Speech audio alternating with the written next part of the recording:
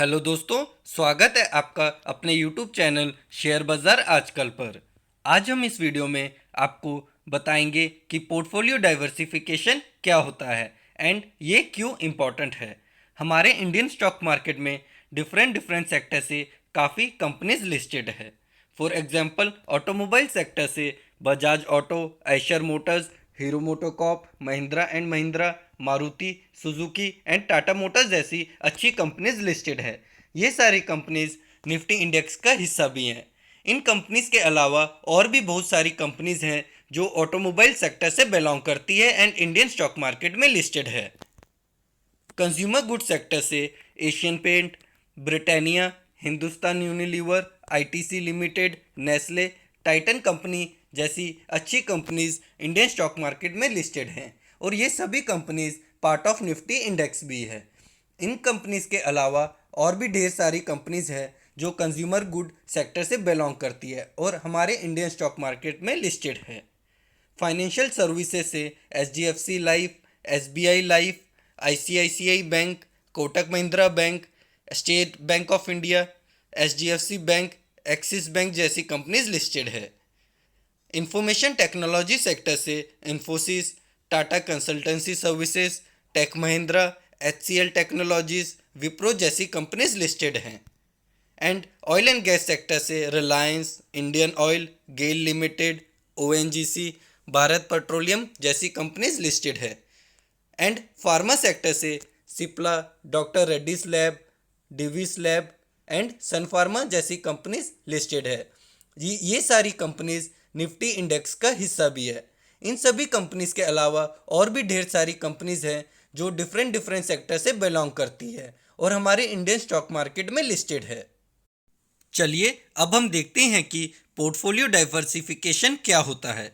अगर आप अपनी टोटल इन्वेस्टमेंट का कुछ हिस्सा इंफॉर्मेशन टेक्नोलॉजी सेक्टर की कंपनीज में इन्वेस्ट करते हैं और कुछ हिस्सा फार्मा सेक्टर की कंपनी में इन्वेस्ट करते हैं और इसी तरह अगर आप अपनी टोटल इन्वेस्टमेंट का कुछ हिस्सा consumer good, automobile sector, financial services sector और इसी तरह बाकी सेक्टर की कंपनीज में इन्वेस्ट करते हैं तो उसे हम पोर्टफोलियो डाइवर्सिफिकेशन कहते हैं।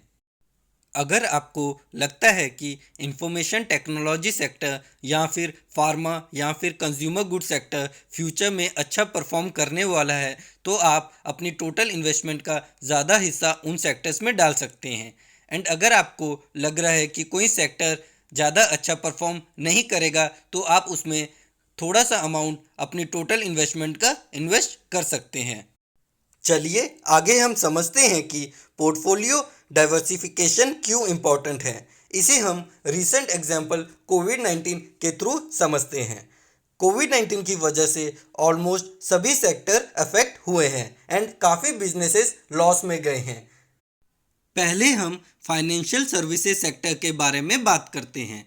कोविड-19 के चलते बैंक्स को लोन मोरेटोरियम प्रोवाइड करना पड़ा जिससे बैंक्स की इनकम अफेक्ट हुई। आप मेरी स्क्रीन पे देख सकते हैं कि फाइनेंशियल सर्विसेज सेक्टर ने ईयर टिल डेट में -3.39% के नेगेटिव रिटर्न्स दिए हैं। नेक्स्ट अब हम एफएमसीजी सेक्टर के बारे में बात करते हैं। जैसा कि हम जानते हैं कि कोविड-19 के चलते पूरे इंडिया में लॉकडाउन डिक्लेयर कर दिया था जिस कारण एफएमसीजी सेक्टर की सप्लाई चेन को काफ़ी ज़्यादा अफेक्ट हुआ था एंड प्रोडक्ट्स नॉर्मल क्वांटिटी में डिलीवर नहीं हो पाए थे जिस वजह से एफएमसीजी बिजनेस का रेवेन्यू एंड प्रॉफिट कम हुआ। आप मेरी स्क्रीन पे देख सकते हैं कि एफएमसीजी सेक्टर ने ईयर टिल डेट में सिर्फ 4.79% के रिटर्न दिए हैं। चलिए नेक्स्ट अब हम फार्मा सेक्टर के बारे में बात करते हैं। कोविड-19 के टाइम पे आप देख सकते हैं कि फार्मा सेक्टर ने ईयर टिल डेट में 46.15% के रिटर्न दिए हैं जो कि काफ़ी ज़्यादा अच्छे हैं। कोविड-19 के चलते फार्मा कंपनीज काफ़ी डिमांड में आ गई जिनसे इनका रेवेन्यू भी बढ़ा और प्रॉफिट भी।